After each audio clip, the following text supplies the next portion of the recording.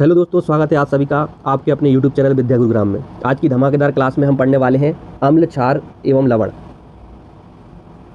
अम्ल, क्षार एवं लवण। देखिए दोस्तों, ये जो क्लास रहने वाली है ये अम्ल, क्षार और लवण के लिए पूरा वन शॉट रिवीजन क्लास है।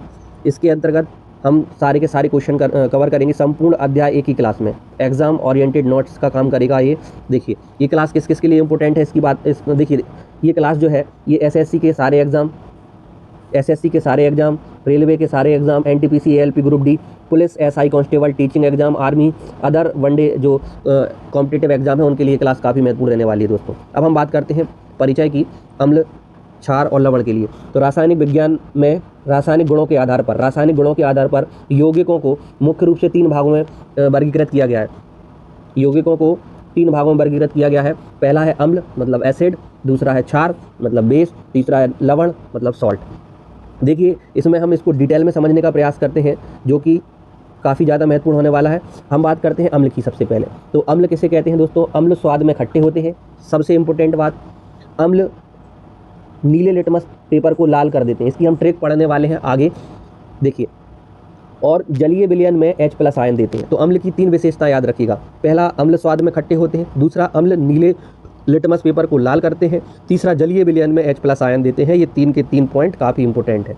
अब हम बात करते हैं क्षार। क्षार की क्या विशेषता है दोस्तों? क्षार जो है वो स्वाद में कड़वे या तीखे होते हैं, पहला पॉइंट। दूसरा है, लाल लिटमस पेपर को यह नीला कर देते हैं और ये जलीय विलयन में OH नेगेटिव आयन देते हैं। अब हम बात करते हैं दोस्तों लवण की। तो सॉल्ट जो है अम्ल और क्षार की उदासीन अभिक्रिया से बनते हैं। उदासीन प्रकृति के होते हैं। इसका जो एग्जाम्पल है वो है NaCl मतलब नमक। तो अम्ल किसे कहते हैं, क्षार किसे कहते हैं और लवण किसे कहते हैं? सिंपल सी परिभाषा के दौरान और सिंपल से पॉइंट्स के दौरान इसको हमने समझा। अब हम आगे चलते हैं। दैनिक जीवन में क्या इसका कहीं उपयोग होता है अम्ल, क्षार, लवण का? तो इसका जवाब होगा बिल्कुल, दैनिक जीवन में इसका उपयोग होता है। हम सुबह उठकर जो टूथपेस्ट करते हैं वह एक प्रकार से क्षारीय है। पेट की एसिडिटी को दूर करने के लिए जो एंटा एसिड हम लेते हैं वो एक प्रकार से क्षार है। और भोजन का स्वाद बढ़ाने के लिए जो हम नमक का यूज़ करते हैं, सॉल्ट का यूज़ करते हैं, वह एक प्रकार से नमक या सॉल्ट ही है। देखिए साधारण जो नमक होता है वह लवण का काम करता है। अब हम बात करते हैं आगे। आर्निहेस के अनुसार देखिए अम्ल किसे कहते हैं? अम्ल वे पदार्थ होते हैं जो जल में घुलकर H+ आयन देते हैं। देखो HCl को 2 भागों में तोड़ेंगे तो H+ और Cl-। क्षार वे पदार्थ होते हैं जो जल में घुलकर OH नेगेटिव आयन देते हैं, NaOH। इसका जब हम देखेंगे तो Na+ में टूटेगा और OH- में। ब्रोंस्टेड-लोरी का जो सिद्धांत है वो क्या कहता है? अम्ल प्रोटॉन दाता और क्षार प्रोटॉन ग्राही होते हैं। इंपॉर्टेंट लाइन है, इसको याद रखिएगा। अम्ल प्रोटॉन दाता और क्षार प्रोटॉन ग्राही होते हैं। लुईस सिद्धांत, देखिए लुईस सिद्धांत क्या कहता है, लुईस थ्योरी क्या कहती है दोस्तों? अम्ल इलेक्ट्रॉन युग्म ग्राही होते हैं और क्षार इलेक्ट्रॉन युग्म दाता। ये भी इंपॉर्टेंट है, अम्ल इलेक्ट्रॉन ग्राही युग्म और क्षार इलेक्ट्रॉन दाता। अब उदासीनीकरण की बात करते हैं। उदासीनीकरण में क्या होता है? अम्ल और क्षार आपस में क्रिया करके एक दूसरे के प्रभाव को नष्ट कर देते हैं। सिंपल सा लॉजिक, अम्ल और क्षार आपस में क्रिया करके एक दूसरे के प्रभाव को नष्ट कर देते हैं और लवण और जल का निर्माण करते हैं। इस अभिक्रिया को ऊष्माक्षेपी एक्सोथर्मिक अभिक्रिया कहते हैं।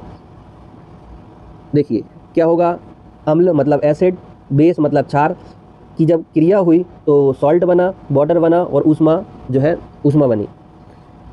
अब हम बात करते हैं आगे। अम्ल जो शब्द की उत्पत्ति है वो लैटिन शब्द के एसिडस से हुई है जिसका अर्थ है खट्टा। देखिए कितनी सिंपल डेफिनेशन है दोस्तों। एसिड शब्द की उत्पत्ति लैटिन शब्द की भाषा एसिडस से हुई है जिसका अर्थ होता है खट्टा। अम्ल के गुण, अम्ल के विभिन्न गुण ये सामने लिखे हुए हैं। अम्ल धातु के साथ क्रिया करके हाइड्रोजन गैस मुक्त करते हैं। अम्ल धातु के साथ क्रिया करके क्या बनाते हैं? Hydrogen gas. ये काफ़ी इंपॉर्टेंट लाइन है, एग्जाम में बार बार आती है।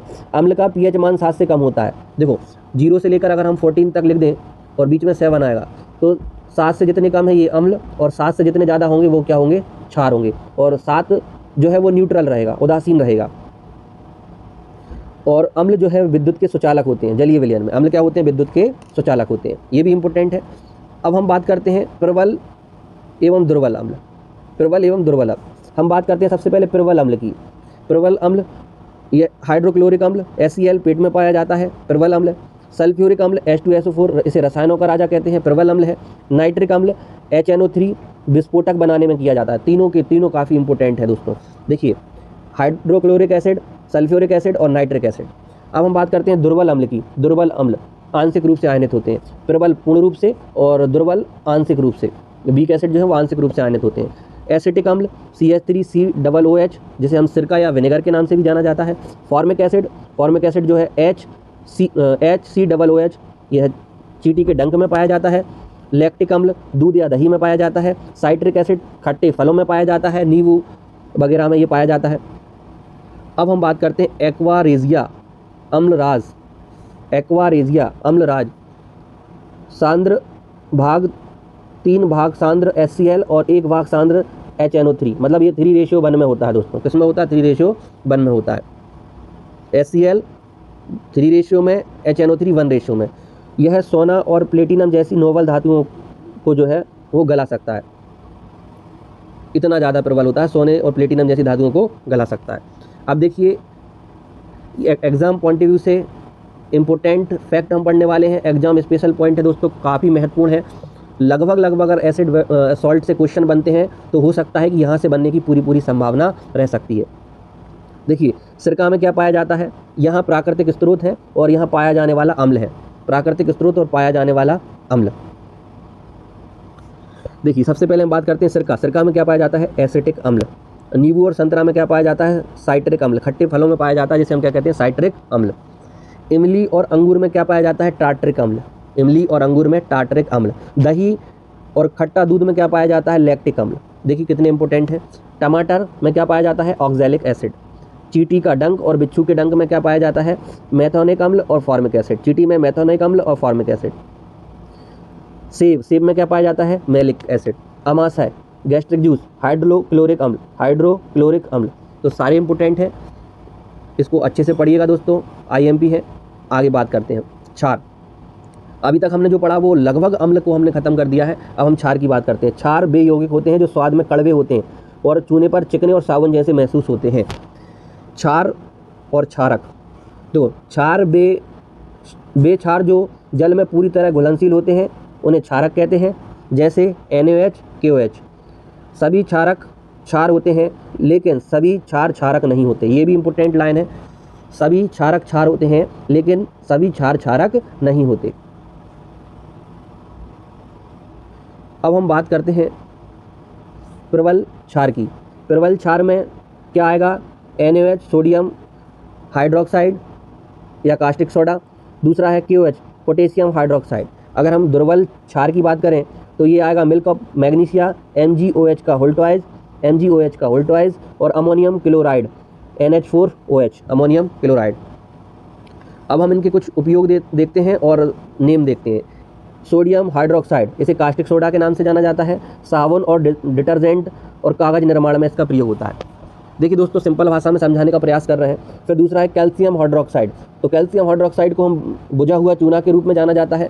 घरों की पुताई और ब्लीचिंग पाउडर बनाने में इसका प्रयोग किया जाता है। अब magnesium hydroxide milk of magnesia के नाम से जाना जाता है। मैग्नीशियम हाइड्रोक्साइड को मिल्क ऑफ मैग्नीशिया के नाम से जाना जाता है। एंटाएसिड के रूप में पेट की अम्लता को दूर करने में इसका प्रयोग किया जाता है। पोटेशियम हाइड्रोक्साइड को हम कास्टिक पोटास के नाम से जाना जाता है। स्नान करने वाले मुलायम साबुन और लिक्विड सॉप में इसका प्रयोग किया जाता है, कास्टिक पोटास का। अब हम बात करते हैं, देखिए दोस्तों आगे लवण सॉल्ट के बारे में बात करते हैं। रासायनिक सूत्र एवं उपयोग। तो अम्ल और क्षार की क्रिया से प्राप्त आयनिक यौगिकों को लवण कहते हैं। एग्जाम की दृष्टि से ये तालिका काफ़ी इंपॉर्टेंट है, हम पढ़ने वाले हैं। देखिए सारी की सारी तालिका एग्जाम के दृष्टिकोण से इंपॉर्टेंट है। हम बात करते हैं दोस्तों साधारण नमक की। साधारण नमक को सोडियम क्लोराइड NaCl रासायनिक सूत्र है। और साधारण नमक का जो यूज होता है वो भोजन में होता है और भोजन के परिरक्षण में भी इसका प्रयोग होता है। खाने का सोडा, जिसे हम बेकिंग सोडा के नाम से भी जानते हैं, और इसका जो रासायनिक नाम है वो है सोडियम बाइकार्बोनेट। इसका जो सूत्र है NaSCO3। और बेकिंग पाउडर बनाने में और अग्निशामक में भी इसका प्रयोग किया जाता है। धोने का सोडा, वॉशिंग सोडा, इसका जो रासायनिक नेम है वो है सोडियम कार्बोनेट डेकाहाइड्रेट। NH2CO3.10H2O। कपड़े धोने में जल की स्थायी कठोरता को दूर करने में इसका प्रयोग किया जाता है। अब हम बात करते हैं ब्रंजक चूर्ण की। तो ब्रंजक चूर्ण देखिए, ब्रंजक चूर्ण कैल्शियम ऑक्सीक्लोराइड CaOCl2 पानी को जीवाणु मुक्त बनाने में और कपड़ों के ब्रंजन में इसका प्रयोग किया जाता है। POP इंपोर्टेंट है, POP plaster of Paris. Calcium sulphate hemihydrate भी इसका रासायनिक नाम है, कैल्शियम सल्फेट हेमीहाइड्रेट। CaSO4.12H2O इसका जो है सूत्र है। इसका प्रयोग टूटी हुई हड्डी को जोड़ने में और मूर्ति और खिलौनों को बनाने में इसका प्रयोग किया जाता है। Gypsum calcium sulphate dihydrate, calcium sulphate dihydrate CaSO4.2H2O dihydrate. POP बनाने में सीमेंट को जल्दी जमने से रोकता है। जिप्सम सीमेंट को जल्दी जमने से रोकता है। अब देखिए परीक्षा अलर्ट क्या कह रहा है दोस्तों। जब हम जिप्सम को 373 केल्विन या 100 डिग्री सेल्सियस पर गर्म करते हैं तो यह जल के अणुओं को त्याग कर POP बनाता है। जल के अणुओं को त्याग कर क्या बनाता है दोस्तों? POP plaster of Paris. देखिए CaSO4.2H2O से क्या CaSO4.12H2O plus half H2O। Equation याद रखिएगा। अब देखिए एग्जाम बेस्ड ट्रिक, एग्जाम में भरपूर यूज कर पाएंगे आप इसका, और अगर क्वेश्चन बनेगा तो कभी भी आप नहीं भूल पाएंगे, कभी भी आप गलत नहीं करेंगे। सुपर मेमोरी ट्रिक का नाम दिया है इसको हमने। देखिए सुपर मेमोरी ट्रिक क्या है? अम्ल और क्षार की super memory trick, litmus test याद रखने की ट्रिक है ये। सबसे हम बात करते हैं पहले अनिल की, फिर छलनी की बात करेंगे। अनिल, देखो अनिल का हमने संधि विच्छेद किया, आ नी ल। अब आ से हो गया दोस्तों अम्ल, और नी से हो गया दोस्तों नीला, और ला से हो गया लाल। मतलब अम्ल नीले लिटमस पेपर को लाल कर देता है, इस बात को आप कभी नहीं भूलेंगे। छलनी, छलनी, अब देखो दूसरा है छलनी। छा से है दोस्तों क्षार, ला से है लाल, और नी से है नीला। जो क्षार है वो लाल लिटमस को नीला कर देता है। अम्ल नीले लिटमस पेपर को लाल, और क्षार लाल लिटमस पेपर को नीला कर देता है। काफ़ी ज़्यादा महत्वपूर्ण लाइन है एग्जाम के दृष्टिकोण से। अब हम बात करते हैं आगे, ट्रिक नंबर 2, स्ट्रॉन्ग एसिड याद रखने की ट्रिक है ये। देखिए नाइट्रिक, सल्फ्यूरिक, हाइड्रोक्लोरिक, ये तीनों स्ट्रॉन्ग एसिड की हिस्टोरिक ट्रिक याद रखने के लिए। देखिए nitric HNO3, sulphuric H2SO4, HCl hydrochloric अम्ल सबसे प्रबल अम्ल है, सबसे प्रबल अम्ल है। बेकिंग सोडा और वॉशिंग सोडा, देखिए इसको याद रखने की ट्रिक है। घर में कौन खाना बनाता है? बाई। बाई से याद रखना दोस्तों वाई, इसलिए खाना वाले सोडे में बाई आएगा, खाने वाले सोडे में क्या आएगा दोस्तों? बाई। खाना बाई बनाती है तो खाने वाले सोडे में आएगा वाई। मतलब हम इसे कहेंगे दोस्तों सोडियम बाई कार्बोनेट। याद रहेगा, आप भूलेंगे नहीं। इसका फॉर्मूला है NaSCO3। अब याद रहेगा घर में खाना कौन बनाता है? वाई। तो बाई से वाई। जब खाने के सोडे का आप केमिकल नेम बताएंगे तो sodium by carbonate, sodium by carbonate, formula NaSCO3। अब देखिए कपड़े धोने के साबुन में क्या हो जाएगा दोस्तों? कपड़े धोने के लिए बहुत सारे पानी की आवश्यकता होती है, आप माने उसको 10 बाल्टी, तो सोडियम बाई कार्बोनेट तो आएगा ही आएगा, सोडियम कार्बोनेट तो आएगा ही आएगा। सोडियम कार्बोनेट के साथ 10 अणु जल के आएंगे, मतलब 10 बाल्टी पानी 10 अणु जल के आएंगे। सोडियम कार्बोनेट प्लस 10H2O अगर आ जाएगा तो उसको हम धावन सोडा कहेंगे। अब हम बात करते हैं इंडिकेटर की। देखिए इंडिकेटर वे पदार्थ जो अपने रंग या गंध में परिवर्तन करके किसी विलयन को अम्लीय या क्षारीय होने की सूचना देते हैं, अम्लीय या क्षारीय होने की सूचना देते हैं, उसी को हम कहते हैं सूचक। उसी को क्या कहते हैं दोस्तों? उसी को कहते हैं सूचक। उसी को हम क्या कहेंगे? सूचक।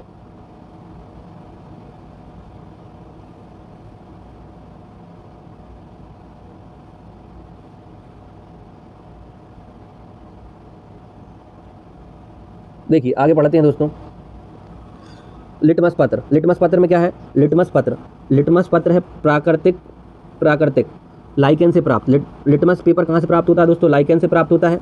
लिटमस जो है वो कहाँ से प्राप्त होता है? लाइकेन से प्राप्त होता है, और लाल रंग का और नीला रंग का। अब हम बात करते हैं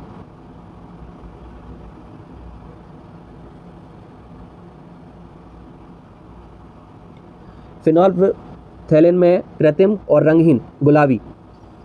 मैथिल ऑरेंज एक प्रकार ये कृत्रिम प्रकार है। अम्लीय माध्यम में रंग इसका लाल और गुलाबी, और क्षारीय माध्यम में इसका रंग जो है पीला। हल्दी की बात करते हैं, प्राकृतिक है। अम्लीय माध्यम में इसका रंग पीला, कोई बदलाव नहीं। हल्दी पीली होती है तो अम्लीय माध्यम में यह पीली रहेगी, लेकिन क्षारीय माध्यम में लाल और भूरा इसका जो कलर है वो हो जाता है। अब देखिए पीएच स्केल की बात करते हैं दोस्तों, ये काफ़ी इंपॉर्टेंट है एग्जाम के दृष्टिकोण से। पीएच स्केल काफ़ी ज़्यादा इंपॉर्टेंट रहने वाला है। देखिए पीएच स्केल, इसमें हम बात करते हैं खोजकर्ता, तो खोजकर्ता है SPL सोरेनसन और 1909 में इसकी खोज की गई। पीएच का अर्थ है पोटेंशियल ऑफ हाइड्रोजन या पावर ऑफ हाइड्रोजन। इसका फुल फॉर्म भी पूछा जा सकता है दोस्तों, पावर ऑफ हाइड्रोजन या potential of hydrogen. PH scale कहाँ से कहाँ तक होता है दोस्तों? पीएच स्केल जो है वो होता है 0 से लेकर 14 तक। हमने अभी बताया था पीएच स्केल जो है वो कहाँ तक होता है? 0 से लेकर के 14 तक। 0 से लेकर के 14 तक ये पीएच स्केल की रेंज है। लेकिन 7 से कम, 7 से जितने भी कम होंगे वो होंगे दोस्तों अम्लीय। क्या होंगे दोस्तों? अम्लीय। और 7 से जितने ज़्यादा होंगे वो होंगे दोस्तों क्षारीय। क्या होंगे? क्षारीय या क्षार कहते हैं इन्हें। और जो 7 है, 7 जो है वो न्यूट्रल रहेगा, उदासीन रहेगा। क्या रहेगा दोस्तों? उदासीन रहेगा, न्यूट्रल रहेगा। 7 जो है वो न्यूट्रल रहेगा, उदासीन रहेगा। आगे बात करते हैं हम। देखिए याद हो गया, समझ में आ गया होगा दोस्तों। अब हम बात करते हैं किसका पीएच मान कितना होगा। देखिए बार बार परीक्षाओं में पूछे जाने वाले प्रश्न हैं और पीएच मान कहते हैं इन्हें हम बात करते हैं अम्ल। HCl का पीएच मान मतलब जो अमाशा है, अमाशा रस है HCl, इसका पीएच मान कितना होता है? 1.2 से 2, 1.2 से 2। नींबू का कितना होता है दोस्तों? तो 2.2 से 2.4। सिरका का कितना होता है? 3.0 या 3 भी कहेंगे इसे हम। दूध का पीएच मान कितना होता है? 6.4 से 6.6। इंपॉर्टेंट है सारे के सारे, एग्जाम में अक्सर पूछे जाते हैं, तो इनको जितने हम कम से कम लेकर आए हैं ये तो आपको याद होने ही चाहिए। सारे के सारे इंपॉर्टेंट है, होने को तो बहुत सारे हैं लेकिन ये उनका निचोड़ है जो आपको याद रखना है एग्जाम के दृष्टिकोण से। देखिए शुद्ध जल और नमक का काफ़ी इंपॉर्टेंट है। शुद्ध जल और नमक का पीएच मान 7.0 होता है। अब हम बात करते हैं मानव रक्त या आंसू की, तो ये हल्का क्षारीय होता है। मानव रक्त और आंसू दोनों का 7.4 होता है, ये भी काफ़ी इंपॉर्टेंट है। Milk of magnesia 10.5। Milk of magnesia का पीएच मान कितना होता है? 10.5। सोडियम हाइड्रोक्साइड का कितना होता है? 14। सोडियम हाइड्रोक्साइड का कितना होता है? 14। अब हम देखिए कुछ PYQ लेकर आए हैं जो कि एग्जाम के लिए इंपॉर्टेंट होंगे। चींटी के डंक में कौन सा अम्ल पाया जाता है? रैपिड फायर में देखिए मेथेनोइक एसिड या फॉर्मिक एसिड कहते हैं हम इसे। मानव रक्त का पीएच मान जस्ट अभी हमने पढ़ा 7.4, हल्का क्षारीय होता है। नेक्स्ट अम्लीय वर्षा का पीएच मान कितना होता है? तो अम्लीय वर्षा का पीएच मान कितना होता है? 5.6 से कम होता है। ब्रंजक चूर्ण का रासायनिक फॉर्मूला क्या है दोस्तों? ब्रंजक चूर्ण का CaOCl2 काफ़ी इंपॉर्टेंट है। जब अम्ल किसी धातु के साथ क्रिया करता है तो कौन सी गैस बनाता है? ग्रुप डी में पूछा हुआ क्वेश्चन है दोस्तों, तो हाइड्रोजन है। काफ़ी सिंपल क्वेश्चन है। क्या बनाता है? हाइड्रोजन बनाता है। धातु अम्ल के साथ क्रिया करके क्या बनाता है? Hydrogen gas. और क्षार के साथ नो रिएक्शन। रसायनों का राजा किसे कहते हैं? H2SO4, king of chemical. देखिए ये भी पूछा हुआ क्वेश्चन है, H2SO4 सल्फ्यूरिक अम्ल। SSC का क्वेश्चन देखिए दोस्तों, लिटमस पत्र किससे प्राप्त होता है? तो लाइकेन से प्राप्त होता है दोस्तों, लाइकेन से। लिटमस पेपर किससे बनता है? लाइकेन से। प्लास्टर ऑफ पेरिस कठोर होने पर किस में बदल जाता है? तो जिप्सम में बदल जाता है। कठोर होने पर जिप्सम में बदल जाता है। पेट की अम्लता को दूर करने के लिए किसका प्रयोग करते हैं दोस्तों? पेट की अम्लता को दूर करने के लिए NTPC में पूछा है, तो मिल्क ऑफ मैग्नीशिया MgOH का होल ट्वाइस। फिनोक्थिलीन सूचक क्षारीय विलयन में कौन सा रंग देता है? SSC का पूछा हुआ है, गुलाबी। फिनोक्थिलीन सूचक क्षारीय विलयन में कौन सा रंग देता है दोस्तों? पिंक, गुलाबी। Option number C is the right answer. देखिए अब कुछ सुपर वन लाइनर क्वेश्चन है दोस्तों, super fast one liner question लेकर आए हैं जो कि एग्जाम के दृष्टिकोण से काफ़ी इंपॉर्टेंट रहेंगे, फास्ट समझेंगे। अम्लराज में सांद्र HCl और सांद्र HNO3 का रेशियो कितना होता है? 3:1। अभी हमने ऊपर देखा क्लास में। देखिए टमाटर में मुख्य रूप से ऑक्जेलिक अम्ल पाया जाता है जो कपड़ों में स्याही के दाग को हटाने का काम करता है। हमारे शरीर का सबसे कठोर भाग दांतों का एनेमल कैल्शियम फास्फेट का बना होता है। मुंह का pH मान जो है 5.5 से कम होने पर यह सड़ने लगता है। साधारण नमक NaCl और एक मजबूत HCl और मजबूत क्षार NaOH का लवण है। नेक्स्ट, सोने और चांदी के शुद्धिकरण में नाइट्रिक अम्ल का प्रयोग करते हैं। किसका? नाइट्रिक अम्ल का। वॉशिंग सोडा का रासायनिक सूत्र जो है Na2CO3.10H2O, इसे सोडियम डेकाहाइड्रेट कहते हैं। सिरके में 4 से 6% एसिटिक अम्ल होता है।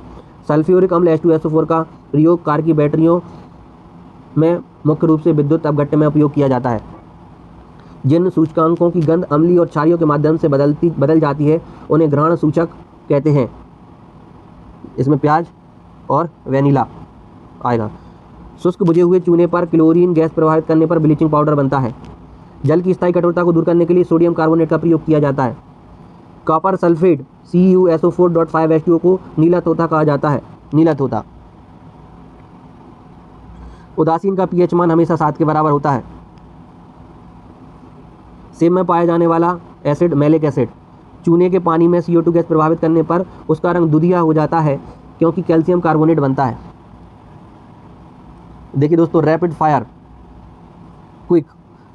Question, rapid fire revision. देखिए दोस्तों, सोरेनसन ने किसकी खोज करी दोस्तों? सोरेनसन ने खोज करी है pH स्केल 1909। अचार के परीक्षण में कौन सा अम्ल? एसिटिक अम्ल सिरका। सोडा वाटर में कौन सा अम्ल? कार्बोनिक अम्ल। चींटी के काटने पर होने वाली जलन को कम करने के लिए बेकिंग सोडा, कैलोमाइन। बेकिंग पाउडर किन दो घटकों का मिक्सचर है? तो ये है दोस्तों बेकिंग सोडा और टार्टरिक अम्ल। बेकिंग सोडा और टार्टरिक अम्ल। उदासीन गैस जैसे जलवाष्प का pH मान कितना होता है? 7। नेक्स्ट है दोस्तों, कपड़ों पर लगा सब्जी का दाग साबुन लगाने पर लाल हो जाता है। क्यों हो जाता है? इसका कारण है हल्दी क्षार साबुन के संपर्क में आकर लाल हो जाता है। NaOH का व्यापारिक नाम क्या है? Caustic soda. जिप्सम में क्रिस्टल के जल के अणु 2 अणु। किस अम्ल को आयल ऑफ विट्रल कहा जाता है? आयल ऑफ विट्रल कहा जाता है सल्फ्यूरिक अम्ल H2SO4, किंग ऑफ केमिकल। देखिए दोस्तों, कुछ और महत्वपूर्ण है, थोड़ा सा ही बचा है। देखिए, अम्ल धातु के साथ क्रिया करके हाइड्रोजन गैस उत्पन्न करता है। मुक्त हाइड्रोजन गैस के पास जलती तीली ले जाने पर POP ध्वनि उत्पन्न करती है। अम्ल, नेक्स्ट है अम्ल धातु कार्बोनेट की अभिक्रिया। तो जो धातु कार्बोनेट अम्ल के साथ लवण और जल बनाते हैं। व्यंजक चूर्ण के साथ, तो व्यंजक चूर्ण देखिए दोस्तों, ये आपको इक्वेशन दिख रही है, CaOH का उल्टा है Cl2 बनाता है CaOCl2 + H2O। कृषि में यह मिट्टी अत्यधिक अम्लीय होती है। बुझा हुआ चूना या बिना बुझा हुआ चूना मिलाया जाता है ताकि मिट्टी उदासीन हो सके। दंत क्षय से बचाव। भोजन के बाद मुंह में बने अम्ल को उदासीन करने के लिए क्षारीय टूथपेस्ट का प्रयोग करते हैं। अग्निशामक यंत्र। सोडा अम्ल अग्निशामक यंत्रों में सोडियम बाइकार्बोनेट और सल्फ्यूरिक अम्ल की क्रिया से अत्यधिक मात्रा में CO2 गैस बनाई जाती है जो आग बुझाती है। देखिए दोस्तों, आज की क्लास यहीं समाप्त हो जाती है दोस्तों। देखिए दोस्तों, साइंस को आसान बनाना ही हमारा लक्ष्य है। साइंस को आसान बनाना ही हमारा लक्ष्य है। मेहनत इतनी खामोशी से करें कि सफलता शोर मचा दे। मेहनत इतनी खामोशी से करो कि सफलता शोर मचा दे। और इस बार एग्ज़ाम पार करना ही है। निरंतर अभ्यास और सही मार्गदर्शन ही आपको सफलता की कुंजी है। ठीक है दोस्तों, हमारे चैनल का नाम है विद्या गुरुग्राम। इसको सब्सक्राइब करें और आगामी क्लास आपको जिससे मिलती रहेंगी। आपको कौन सा टॉपिक पढ़ना है वो भी आप कमेंट के माध्यम से बता सकते हैं। आज की क्लास हम यहीं समाप्त करते हैं। Thank you. जय